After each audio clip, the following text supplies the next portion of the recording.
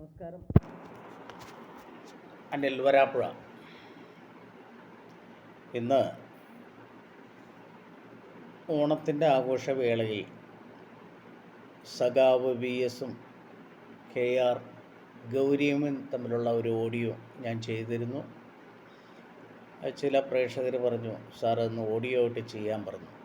ഒരുപാട് കമൻറ്റ് ബോക്സിലും ഇങ്ങനെയുള്ള ആളുകൾ എന്നെ വിളിച്ചിട്ട് പറഞ്ഞു, സാറ് ഒന്ന് വീഡിയോ ചെയ്ത് കാണാൻ വേണ്ടിയാണ് എന്ന് പറഞ്ഞുകൊണ്ടാണ് ഞാൻ ഈ വീഡിയോ ഒന്ന് ചെയ്യുന്നത്. ഓഡിയോ ചെയ്തു, ഒത്തിരി ആൾക്കാർക്ക് ഇഷ്ടപ്പെട്ടു. സഖാവ് VS-ഉം KR ഗൗരിയമ്മൻ തമ്മിലുള്ള 2025 ഓണാഘോഷം, അവരുടെ പഴയ കാലത്തെ ഓണാഘോഷം അയവർക്കുന്നതാണ് ഞാൻ ചെയ്തത്. അതൊന്ന് വീഡിയോ ഇട്ട് നിങ്ങളുടെ മുമ്പിൽ ഒന്ന് അവതരിപ്പിക്കുകയാണ്. സഖാവ് VS-ഉം KR ഗൗരിയമ്മയും.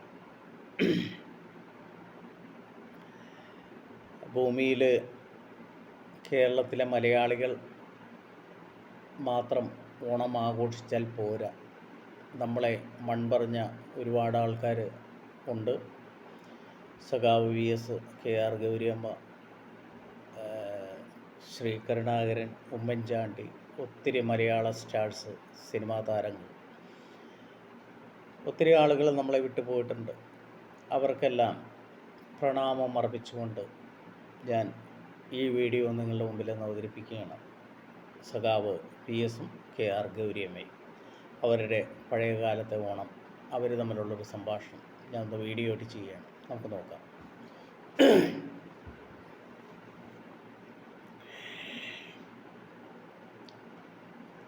എടോ KR ഗൗരി,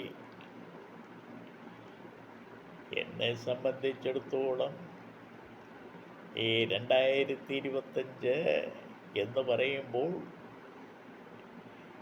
മലയാളികൾ ഓണമാഘോഷിക്കുന്ന ഈ വേളയിൽ എനിക്കൊന്നേ പറയാനുള്ളൂ.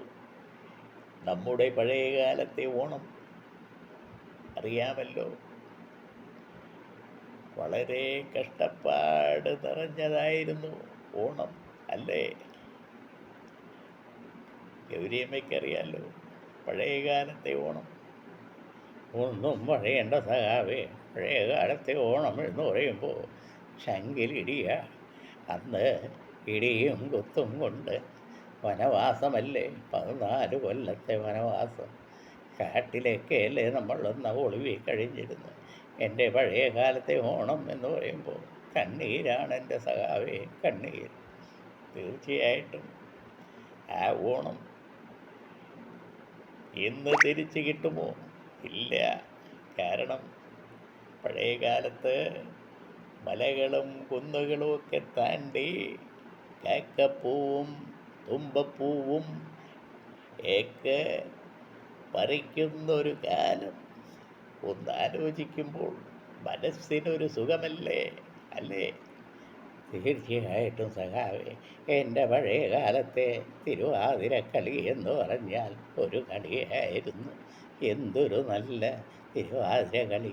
അതൊക്കെ ഇന്ന് ഓർക്കുമ്പോൾ എനിക്ക് ഭയങ്കര വിഷമം. നമ്മൾ 100 വയസ്സ് വരെ ഇരുന്നില്ലേ? ഇന്നത്തെ കാലത്ത് ആരാടോ? പഴയ കാലത്തെ ലാത്തിക്ക് പ്രസവിക്കാൻ കഴിവുണ്ടെങ്കിൽ ഞാൻ പറ്റേനെ. എന്തോരും തല്ലും മിടിയൊക്കെ നമ്മൾ രാഷ്ട്രീയത്തിൽ കേട്ടിട്ടുണ്ട്. ഇന്ന് ഏത് സഖാവാടോ തല്ലുകൊണ്ടേക്കണേ? ഒന്ന് പറ. തീർച്ചയായിട്ടും ആരും തല്ലുകൊണ്ടിട്ടില്ല. ഈ രാഷ്ട്രീയം എന്ന് പറയുമ്പോൾ കമ്മ്യൂണിസ്റ്റ് പാർട്ടിയുടെ നമ്മൾ നേടിയ പ്രസ്ഥാനം എന്നതിനെക്കുറിച്ച് നമുക്ക് സന്തോഷിക്കാമല്ലോ. ഈ ഓണത്തെക്കുറിച്ച് ഞാൻ ശ്രീ കരുണാകരനെ വിളിച്ചു. അദ്ദേഹം പറഞ്ഞ എന്താണെന്നറിയോ?